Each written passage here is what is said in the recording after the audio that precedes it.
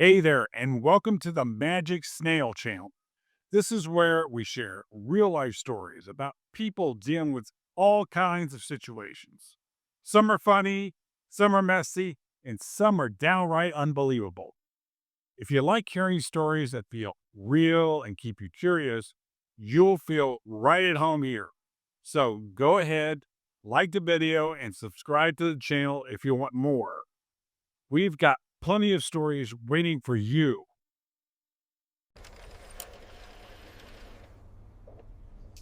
It's all recorded. Proof of betrayal in full HD. The baby monitor crackled to life at 11:47 p.m., but what I heard wasn't Riley crying. It was my wife moaning another man's name.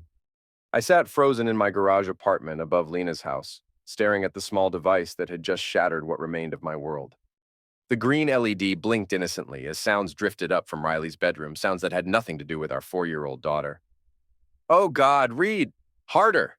My hands trembled as I reached for the volume control. Part of me wanted to turn it off, pretend I'd never heard it. The other part, the part that had survived 3 tours in the Middle East, wanted to hear everything. I'd been living above the garage for 2 months since Lena kicked me out. "We need space," she'd said, "for Riley's sake." Now I knew what kind of space she'd really needed. The sounds continued, rhythmic, deliberate. I grabbed my laptop and checked the security cameras I'd installed around the property. Standard divorced dad paranoia, I'd told myself. The feed from Riley's room showed an empty crib. Thank God. But the hallway camera caught movement toward the master bedroom. My bedroom. Our bedroom.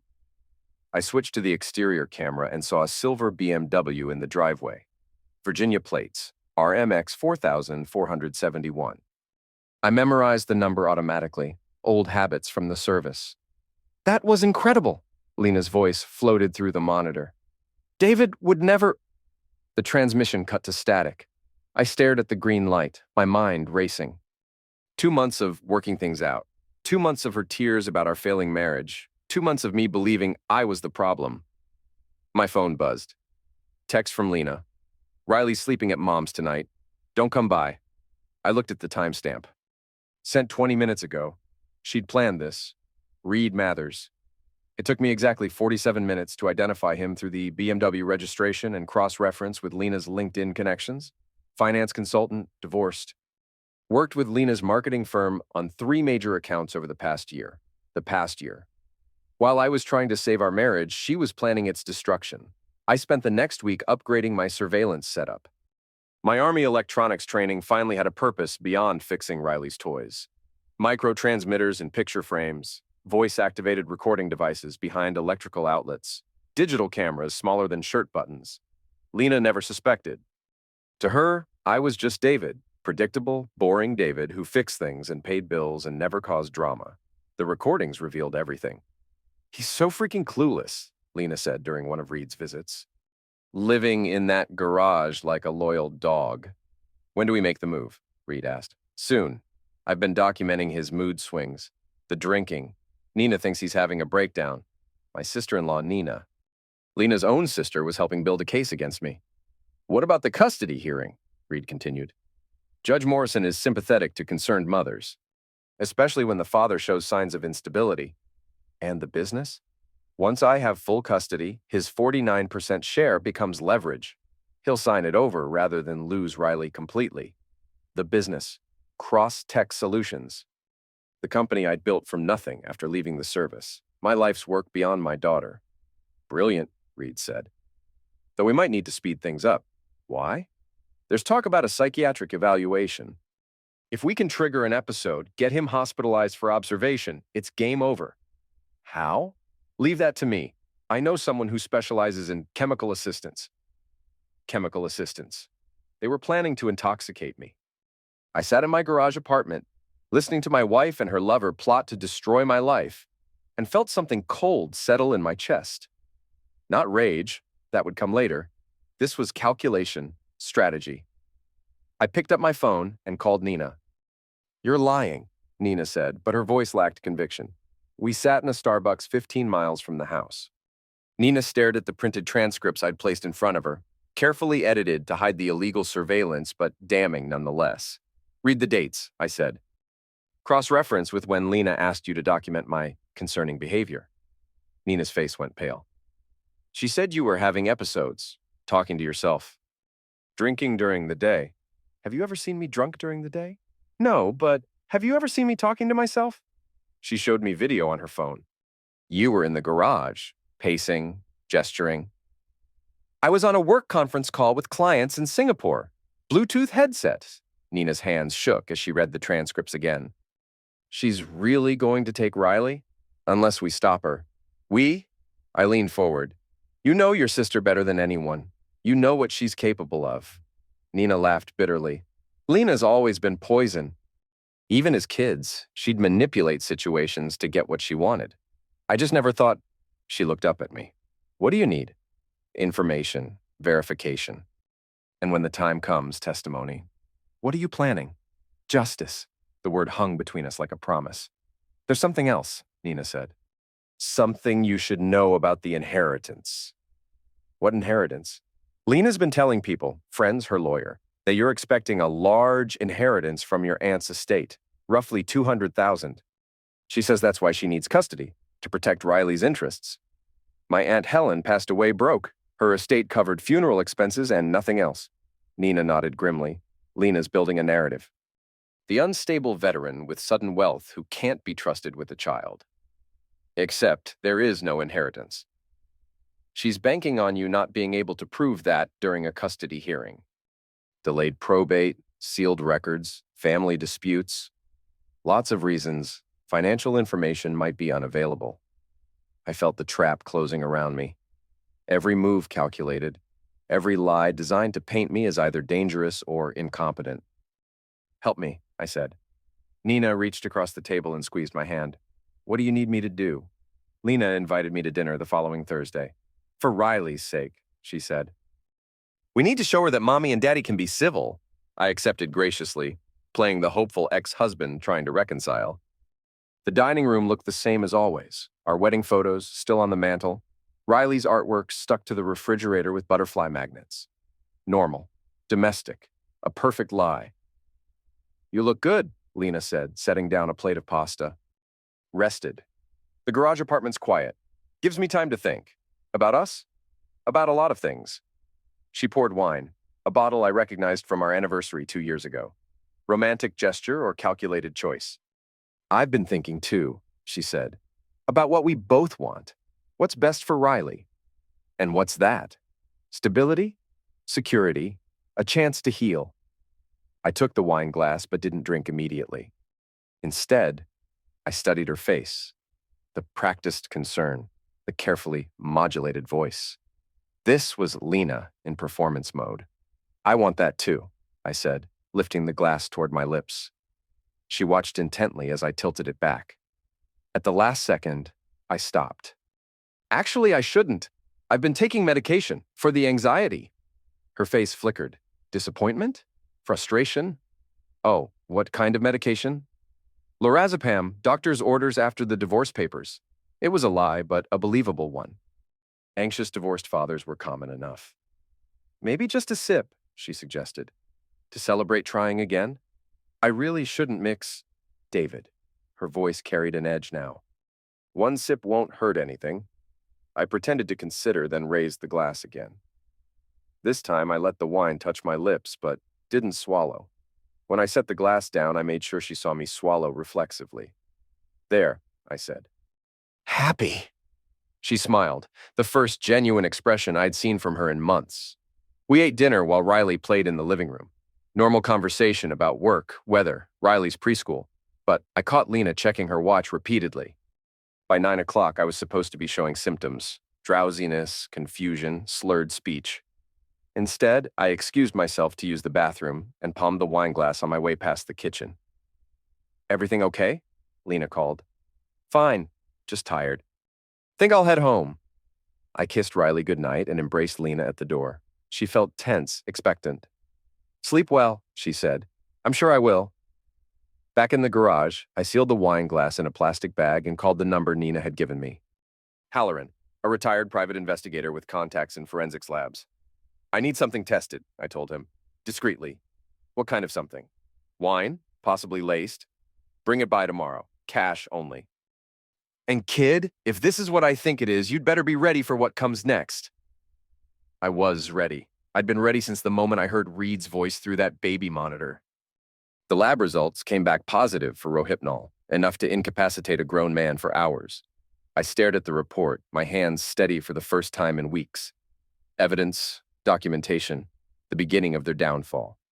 I found Reed in the parking lot of his office building 3 days later. He was alone, walking to his BMW, briefcase in hand. Successful, confident, unaware that his world was about to shift. Reed Mathers. He turned, startled. Do we know each other? I showed him a photograph. Lena leaving his apartment building, taken with a telephoto lens. His face went white. What do you want? To talk.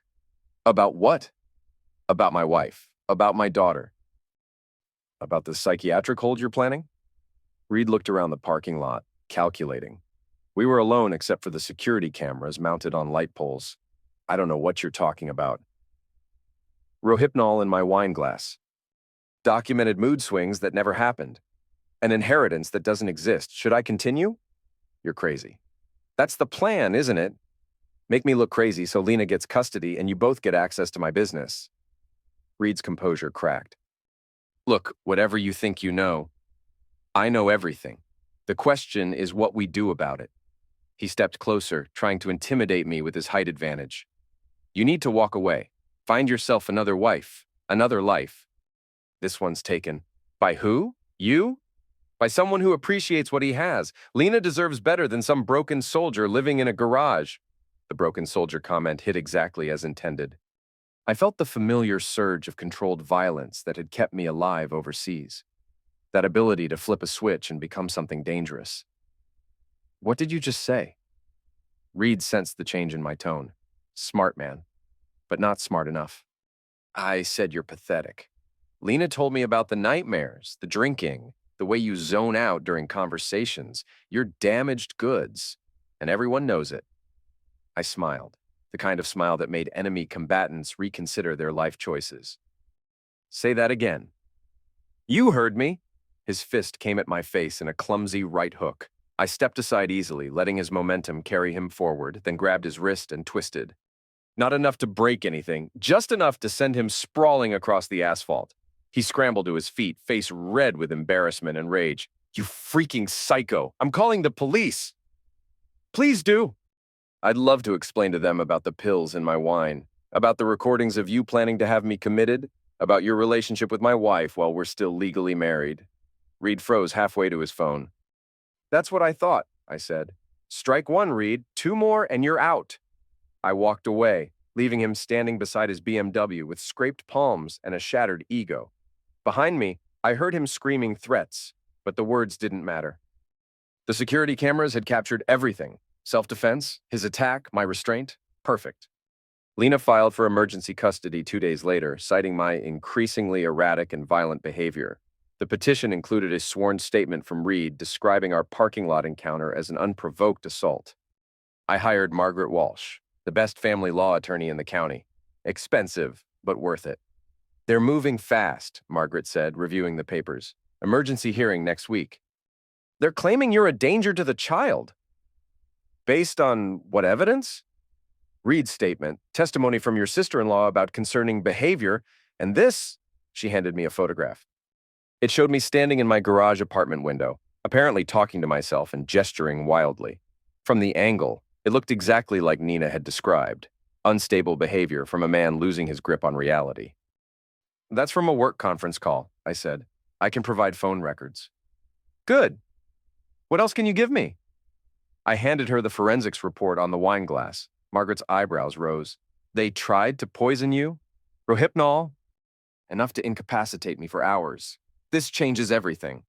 If we can prove intent to incapacitate you prior to seeking custody. I have more. I gave her copies of the financial records Halloran had dug up on Reed.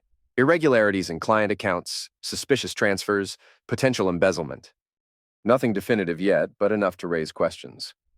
David, Margaret said carefully, how did you obtain all this information? Private investigator? All legal? It wasn't entirely true, but it wasn't entirely false either. Halloran had verified everything through legitimate channels. even if my initial source was questionable. I need you to be completely honest with me. Is there anything at all that could damage your case? Any skeletons, any mistakes, any behavior that could be misconstrued? I thought about the surveillance equipment, the illegal recordings, the careful manipulation of events to achieve my goals. Then I thought about Riley. Nothing that matters, I said. The fake inheritance letter was Nina's idea. Lena's obsessed with your aunt's estate, she said. She keeps asking me if I've heard anything about probate, about how much money might be involved.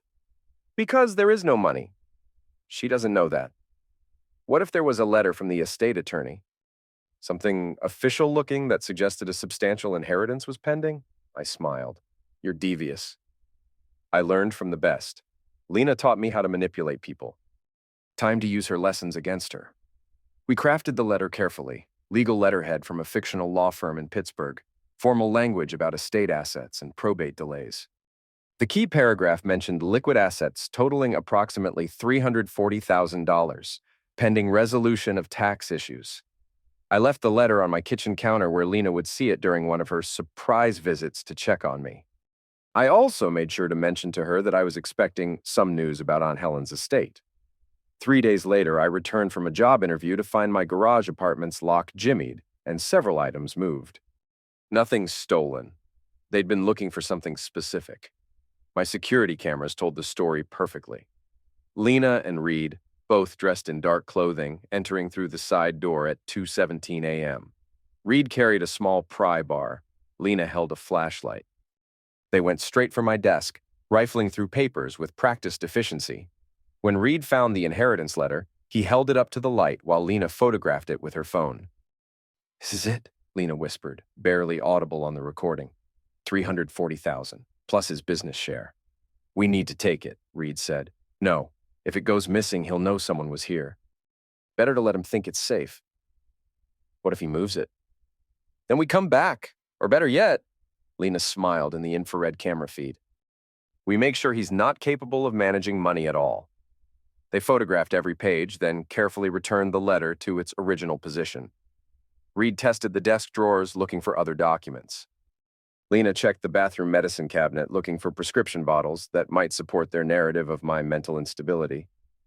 Nothing here, she said. He's hiding the real evidence somewhere else.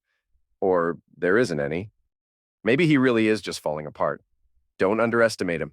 David's sneaky when he wants to be. They left at 2:44 a.m. after carefully repositioning everything to hide their presence.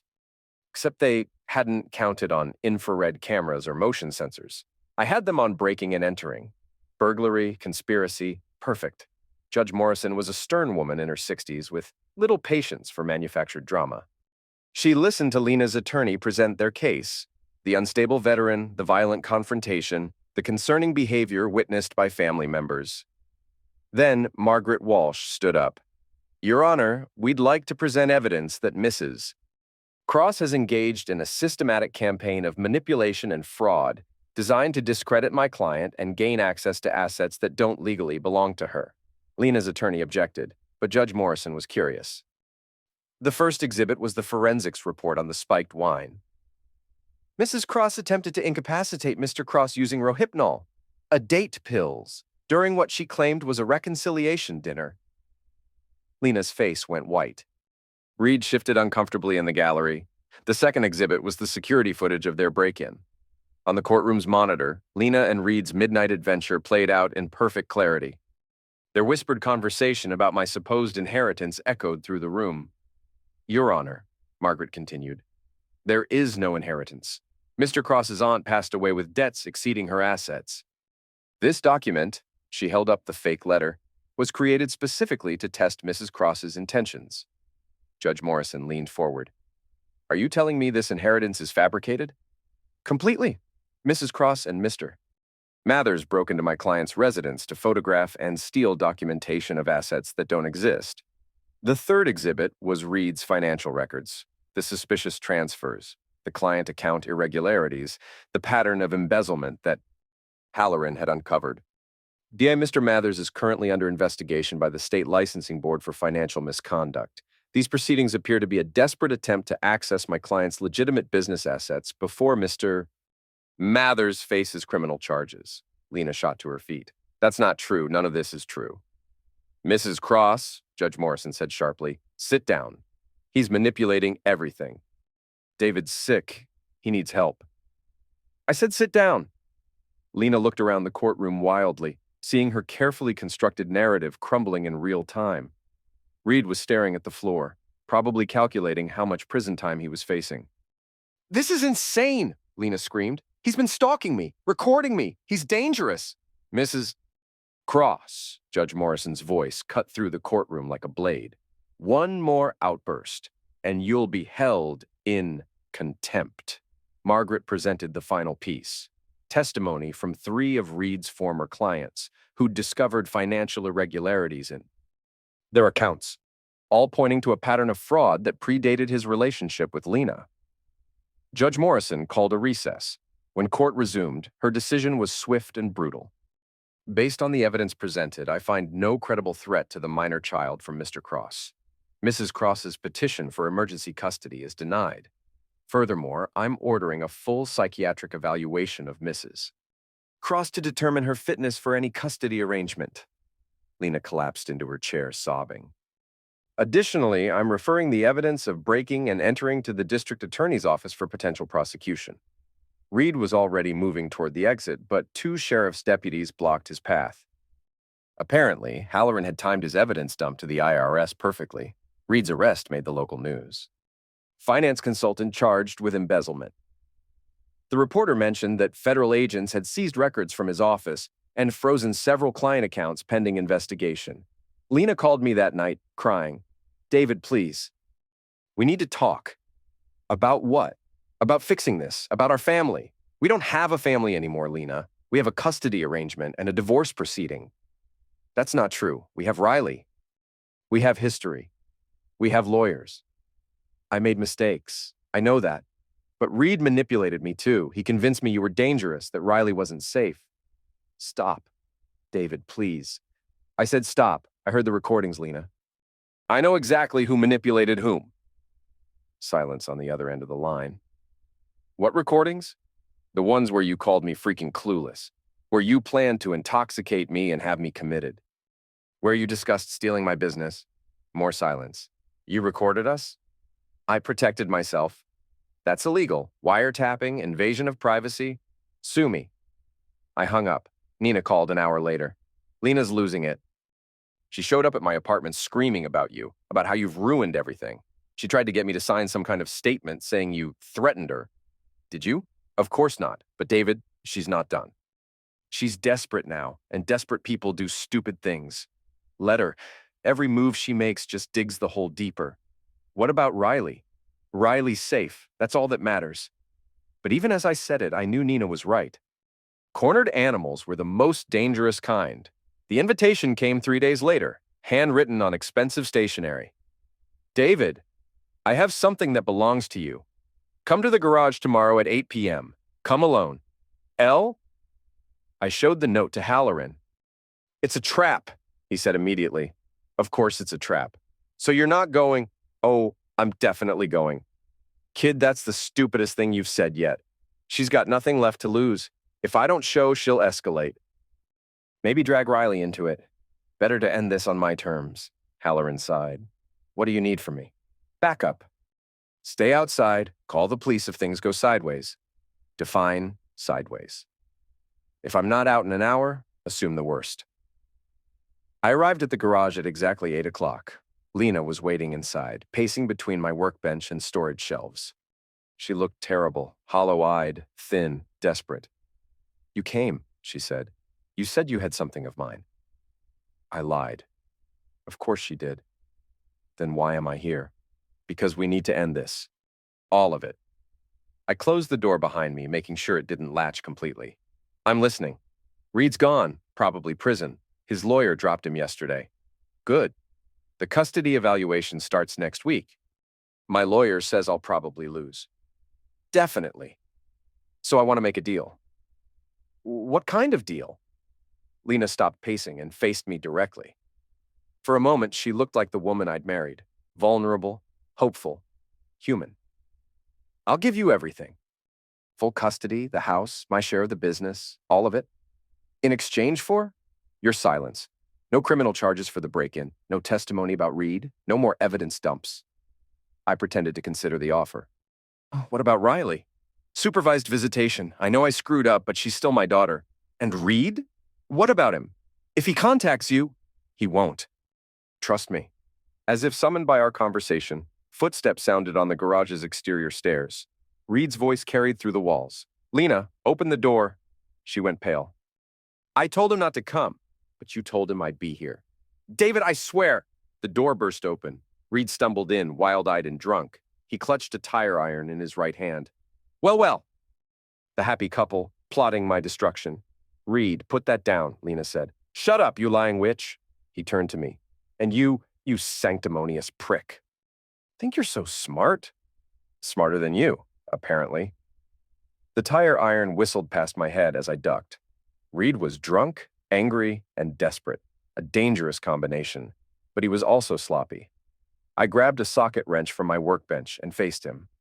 "Last chance, Reed. Walk away." "Screw you both. If I'm going down, you're coming with me." He swung again. This time I didn't dodge. I stepped inside his swing and drove the wrench into his solar plexus. He doubled over, gasping. "Stay down," I warned, but Reed was beyond reason. He straightened up, raising the tire iron above his head for a blow. I hit him again, harder this time. He crumpled. Lena screamed, "Is he dead?"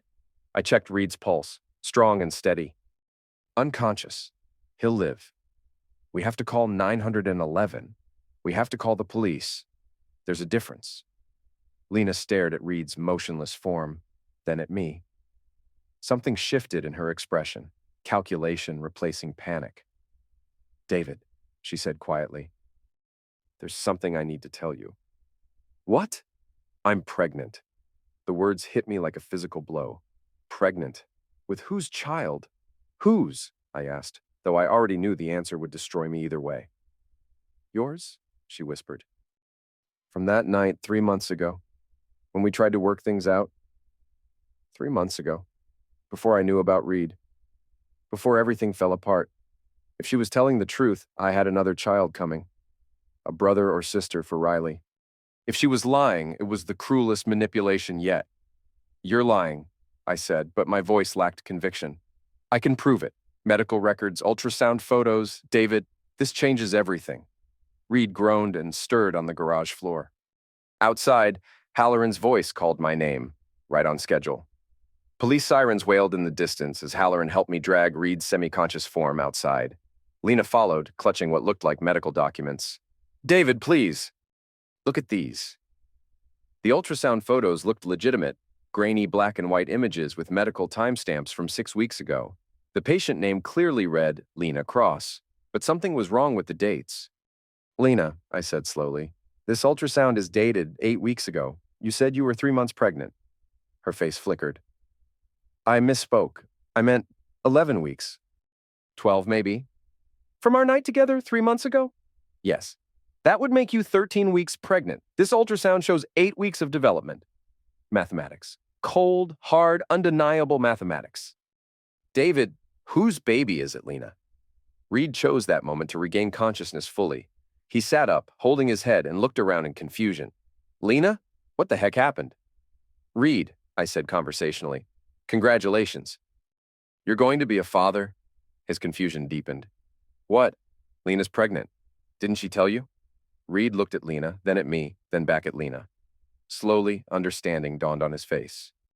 "You told him it was his?" "Reed, don't. You lying cunt. You said you were on birth control." The police arrived as Reed lunged for Lena. I stepped between them, more to protect the baby than either of its parents. 2 officers separated us while a third took statements. Halloran provided the security footage from his car-mounted camera, showing Reed's assault and my defensive response. "Domestic dispute," the lead officer concluded. "Mr. Mathers, you're under arrest for assault with a deadly weapon. Mrs. Cross, we'll need a statement about the pregnancy claim and its relevance to tonight's incident." As they cuffed Reed, he turned to Lena one last time. "I hope it was worth it," he snarled, "because you're getting nothing from me. No money, no support, no nothing. You and your bastard can rot." Lena collapsed onto the garage steps, sobbing. The officers finished their paperwork and left with Reed. Halloran shook my hand and drove away. Nina arrived to collect Lena, shooting me a look of pure disgust as she helped her sister into the car. I stood alone in my driveway, staring at the ultrasound photos Lena had dropped. 8 weeks pregnant. With Reed's child, desperate enough to claim it was mine to save herself from complete destruction. I walked to my mailbox and dropped the photos inside. Tomorrow, I'd mail them to Reed's lawyer. Let him decide whether to pursue child support from a federal prison cell. Riley's custody hearing was scheduled for the following Tuesday. Lena didn't show up. Judge Morrison awarded me full custody by default, with a note in the record about Lena's continued pattern of deceptive and manipulative behavior that demonstrates unfitness for parental responsibilities. Nina brought Riley to my garage apartment that afternoon. "She's been asking for you," Nina said, setting down Riley's stuffed animal collection. "Lena's in some kind of treatment facility. Voluntary commitment." "How long?" "Minimum 30 days. Maybe longer if they find what I think they'll find." "Which is personality disorders. Maybe worse. She's been unraveling since Reed's arrest." Riley ran to me, wrapping her small arms around my legs. "Daddy, are you coming home now?" I picked her up, breathing in the scent of her strawberry shampoo. "My daughter, my responsibility, my future. We're going to find a new home, sweetheart. Just you and me." "What about Mommy?" "Mommy's sick right now. She needs to get better." "Will she get better?" I looked at Nina, who shrugged helplessly. "I don't know, baby, but you don't need to worry about that. Daddy's here."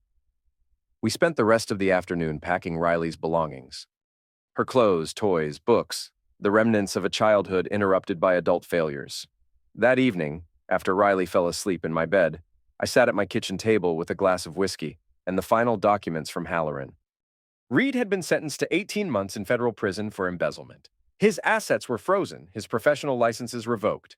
The baby Lena carried would inherit nothing but debt and disgrace.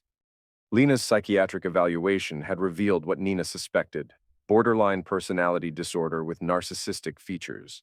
The doctors recommended long-term therapy and medication. Her parental rights were suspended pending completion of treatment. My business was secure, my daughter was safe. My enemies were destroyed. Justice. I opened my laptop and started typing an email to the realtor. Time to find Riley and me a proper home, somewhere far from the garage apartment and the memories it contained. As I typed, my phone buzzed with a text message from an unknown number. "You think you've won. This isn't over." Lop. I stared at the message for a long moment, then deleted it without responding. Some things you don't forgive. You don't reason with them or rehabilitate them or give them second chances. You just survive them better. I finished the email to the realtor, closed the laptop, and checked on Riley one more time. She slept peacefully, surrounded by her stuffed animals, safe in the knowledge that Daddy was nearby. Tomorrow, we'd start looking for our new home. Tomorrow, we'd begin the process of building a life free from manipulation, lies, and betrayal. Tonight, I sat in my garage apartment and listened to the silence. No baby monitors crackling with deception, no footsteps on the stairs from unwelcome visitors, no voices plotting my destruction. Just silence. Clean, honest silence. Reed was right about one thing. I had won, but it wasn't a victory worth celebrating.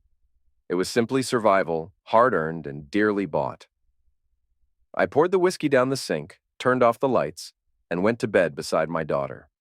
In the morning, we'd pack the car and drive away from this place forever. The noise below had finally stopped.